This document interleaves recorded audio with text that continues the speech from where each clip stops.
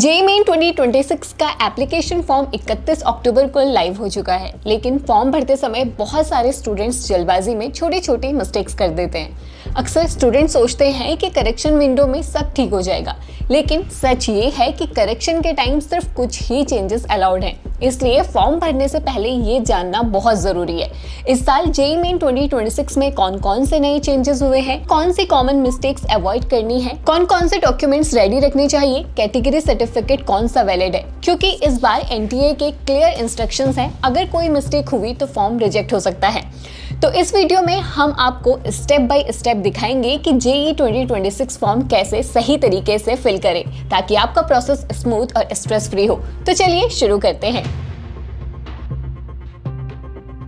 Important details and form filling में जाने से पहले एक बार जल्दी से एनटीए ने जो अपडेट्स एंड चेंजेस किए हैं इस बार जेईई मेन 2026 में, उनको देख लेते हैं। ये नए चेंजेस आपके पूरे एग्जाम एक्सपीरियंस को बदल देंगे। सबसे पहले एनटीए ने ऑन स्क्रीन कैलकुलेटर की बात की सीबीटी एग्जाम में, लेकिन रिसेंटली एक नोटिस भी रिलीज किया गया है कि कोई भी कैलकुलेटर आपको नहीं मिलेगा आपके एग्जाम के टाइम में। तो अब इस टॉपिक पर ज्यादा सोचने की जरूरत नहीं है। दूसरा, सीबीटी इंटरफेस अब और एडवांस हो गया है। अब आपके लिए dark mode, front size control and screen magnifier जैसे एक्सेसिबिलिटी टूल्स जोड़े गए हैं ताकि रीडिंग आसान हो सके। तीसरा, फॉर्म फिलिंग प्रोसेस में भी चेंजेस हैं। अब आधार, यूडीआईडी, कैटेगरी सर्टिफिकेट और क्लास 11-12 एनरोलमेंट डिटेल्स जरूरी होंगे ताकि आइडेंटिटी वेरिफिकेशन स्ट्रॉन्ग हो। साथ ही सिस्टम में ऑटोमेटिक फोटो डिटेक्टर भी लगाया गया है जो ब्लर्ड या गलत साइज फोटो को ऑटो रिजेक्ट कर देगा।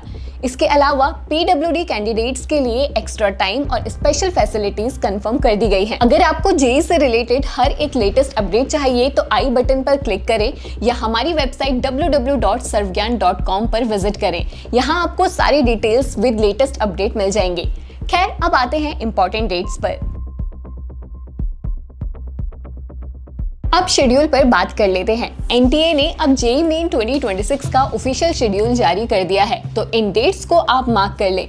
सेशन 1 के लिए एप्लीकेशन फॉर्म 31 अक्टूबर 2025 से शुरू हो गया है। लास्ट डेट टू अप्लाई है 27 नवंबर 2026 टिल 9 PM और एग्जाम होगा 21 से 30 जनवरी 2026 के बीच।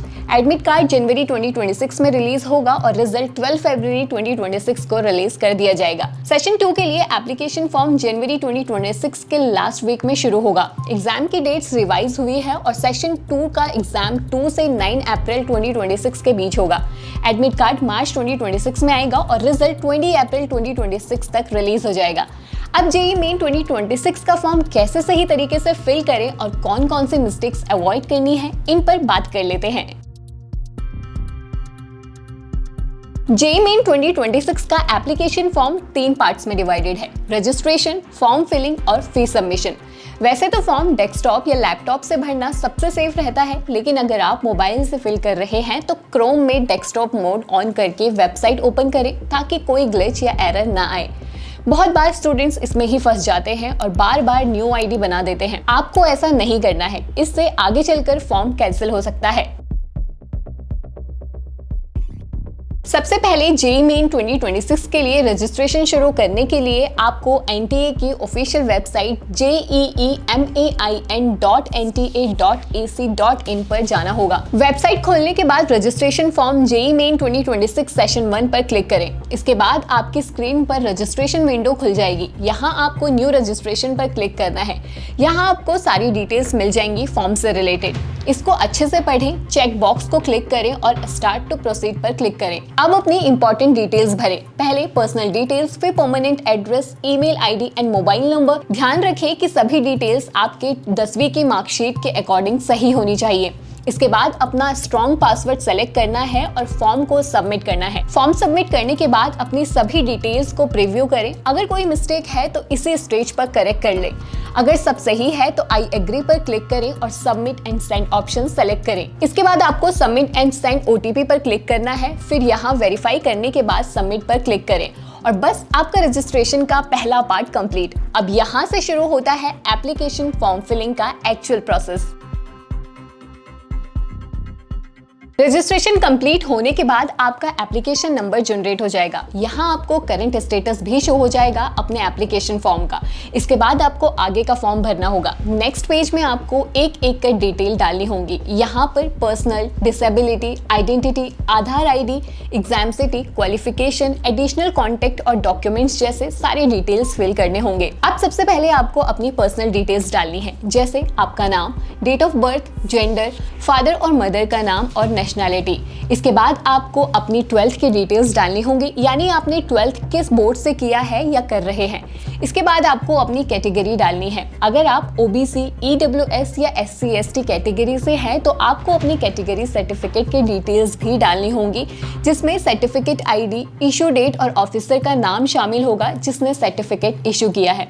इसके बाद आपको कुछ एडिशनल डिटेल्स भी भरनी होंगी, जैसे क्या आप PWD कैटेगरी से हैं, क्या आपको डायबिटीज है, आपका प्लेस ऑफ रेजिडेंस क्या है, फैमिली की annual income, mode of preparation और आपका बोर्ड। सारी डिटेल्स भरने के बाद आपको सेव एंड नेक्स्ट पर क्लिक करना होगा। इसके बाद अगर आप PWD कैटेगरी से हैं तो इस ऑप्शन पर यस सेलेक्ट करना। अगर आप इस कैटेगरी से बिलोंग करते हैं तो UDID कार्ड की डिटेल्स डालनी होंगी, वरना नो सेलेक्ट करना है और कैप्चा कोड डाल के सबमिट एंड नेक्स्ट क्लिक करें। इस स्टेप के बाद आपको आइडेंटिटी डिटेल्स अपलोड करनी होंगी। यहाँ आपको कई ऑप्शंस मिलेंगे। आप आधार, डिजीलॉकर, पासपोर्ट नंबर या पैन यूज कर सकते हैं। अगर आप आधार यूज करते हैं तो अपना आधार नंबर यहाँ डालना होगा। इसके बाद आपके नंबर पर एक OTP आएगा जिसे आपको वेरीफाई करना होगा। नेक्स्ट ऑप्शन आता है अपार ID का। अगर आपके पास है तो यस पर क्लिक करें, एल्स नो पर क्लिक करें and then click on submit. Next है एग्जाम सेंटर की डिटेल्स भरना। सबसे पहले आपको सेलेक्ट करना होगा कि आप बीटेक के लिए एग्जाम दे रहे हैं या BArch और बी प्लानिंग के लिए। सिलेक्शन करने के बाद आपको एग्जाम का सेशन और एग्जाम मीडियम यानी जिस लैंग्वेज में आप एग्जाम देना चाहते हैं वो सेलेक्ट करनी होगी। इसके बाद आपको एग्जाम सेंटर चूज करना होगा। यहाँ आपको 4 ऑप्शंस मिलेंगे। स्टेट और सिटी सेलेक्ट करने के लिए आपको अपनी स्टेट के हिसाब से ऑप्शंस प्रोवाइड किए जाएंगे। इसके बाद आपको अपने फादर और मदर का ऑक्यूपेशन और क्वालिफिकेशन सेलेक्ट करना होगा। सारी डिटेल्स भरने के बाद आप अगले पेज पर जा पाएंगे। अब बारी आती है एजुकेशन क्वालिफिकेशन डिटेल्स भरने की। सबसे पहले आपको अपनी 10th की डिटेल्स डालनी होंगी और फिर 12th की। इसमें आपको अपना पासिंग और appearing status, year of passing, qualifying exam, school location, school state, district, school board, result mode, CGPA details डालनी होंगी। इसके साथ ही आपको अपना रोल नंबर, स्कूल का नेम और पिन भी डालना होगा। 12th के लिए भी यही प्रोसेस है और अगर आप अभी 12th में हैं तो आपको यहाँ अपीयरिंग सेलेक्ट करना होगा। अब नेक्स्ट आपको यहाँ डालना है एडिशनल डिटेल्स, जैसे क्या आप ट्विंस हैं और दोनों अप्लाई कर रहे हैं एग्जाम में, प्लेस ऑफ बर्थ और स्टेट क्या है। अगर नहीं है ट्विंस तो नो पर क्लिक करके कैप्चा कोड डालें और आगे बढ़ें। नेक्स्ट पेज पर एक इमरजेंसी कॉन्टैक्ट नंबर डालना होगा। आप यहाँ अपने पेरेंट्स या गार्जियन का नंबर और ईमेल डाल सकते हैं। फिर उस नंबर पर OTP आएगा जिसे आपको वेरीफाई करना होगा। इस बार फोटो अपलोड का सेक्शन लाइव किया है। यहाँ लाइव कैमरा से आप फोटो क्लिक करेंगे। मेक श्योर कि आप इंस्ट्रक्शंस अच्छे से पढ़ ले पहले, उसके बाद फोटो क्लिक करें। फिर आपको प्रीव्यू करना है अपना photo and then click on save and next. Next step है डॉक्यूमेंट अपलोड करने का। यहाँ आपको ध्यान रखना है कि आप डॉक्यूमेंट्स और फोटो सही फॉर्मेट और साइज में अपलोड करें। सबसे पहले आपको अपना फोटो अपलोड करना होगा। इसमें आपका फेस क्लियर दिखाई दे। फोटो का फॉर्मेट JPEG या JPG होना चाहिए और साइज 300 KB से ज्यादा नहीं होना चाहिए। इसके बाद आपको अपना सिग्नेचर अपलोड करना है। वही फॉर्मेट और साइज 10 KB से 50 KB के बीच होना चाहिए। इसके बाद आपको अपनी 10th की मार्कशीट अपलोड करनी होगी, जिसका फॉर्मेट PDF होना चाहिए और साइज 10 KB से 300 KB के बीच होना चाहिए। ध्यान रहे कि हर डॉक्यूमेंट का नाम उसी तरह से हो जैसे एप्लीकेशन में दिया गया है। इसके बाद आपको कैप्चा कोड डालकर नेक्स्ट पेज पर जाना है और फाइनल प्रीव्यू करना है। यहाँ आपको एक बार सभी डिटेल्स अच्छे से चेक कर लेनी है एंड आई एग्री पर क्लिक करके फॉर्म सबमिट करना है। फाइनल स्टेप है फी पेमेंट का, जिसके बाद आपका एप्लीकेशन कंप्लीट माना जाएगा। जेईई मेन का पेपर सिर्फ बीटेक के लिए नहीं बल्कि बीआर का प्लानिंग के लिए भी होता है। अगर आप बीई, बीटेक, बीआर या प्लानिंग में से किसी के लिए भी फॉर्म भर रहे हैं तो जनरल कैटेगरी के लिए फी 1000 रुपीज और फीमेल कैंडिडेट्स के लिए 900 रुपीज है। वहीं अगर आप जनरल ईडब्ल्यूएस या ओबीसी एनसीएल कैटेगरी से हैं तो फी मेल्स के लिए 900 रुपीज और फीमेल्स के लिए 800 रुपीज होगी। एससी, एसटी, पीडब्ल्यूडी और थर्ड जेंडर कैंडिडेट्स के लिए फी 500 रुपीज है। आप इस लिस्ट में चेक कर सकते हैं कि आपकी कैटेगरी के हिसाब से कितनी फी लगेगी।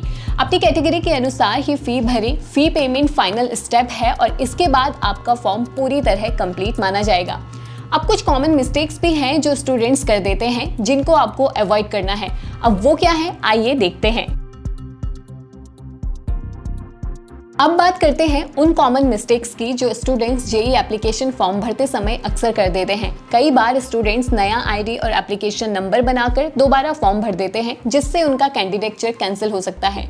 Name, parents name, date of birth और आधार नंबर हमेशा 10th मार्कशीट के अकॉर्डिंग ही फिल करें क्योंकि किसी भी मिसमैच से आपकी जोसा काउंसलिंग रुक सकती है। सही ईमेल आईडी और मोबाइल नंबर डालना भी बहुत जरूरी है ताकि ओटीपी या पासवर्ड रिकवरी में दिक्कत ना हो। और हाँ, आपकी स्टेट ऑफ एलिजिबिलिटी वही रहेगी जहां से आपने 12th पास की है, ना कि जहां आप रहते हैं। डॉक्यूमेंट्स अपलोड करते समय उनका फॉर्मेट और फाइल साइज ध्यान से चेक करें क्योंकि ब्लरी या गलत फाइल रिजेक्ट हो सकती है। और सबसे इंपॉर्टेंट, अगर आप कैटेगरी सर्टिफिकेट से अप्लाई कर रहे हैं तो फॉर्म भरने से पहले वैलिड सर्टिफिकेट बनवा लें वरना आपका फॉर्म सबमिट नहीं होगा। तो ये थी जेईई मेन 2026 के एप्लीकेशन फॉर्म से जुड़ी सारी डिटेल्स। इन केस अगर आपको कोई भी डाउट है तो कमेंट सेक्शन में जरूर पूछें। और अगर आपको ये वीडियो पसंद आया हो तो इसे लाइक और शेयर जरूर करें और हमारे चैनल को सब्सक्राइब करना ना भूलें ताकि जेईई की हर लेटेस्ट अपडेट आपको टाइम से मिल सके।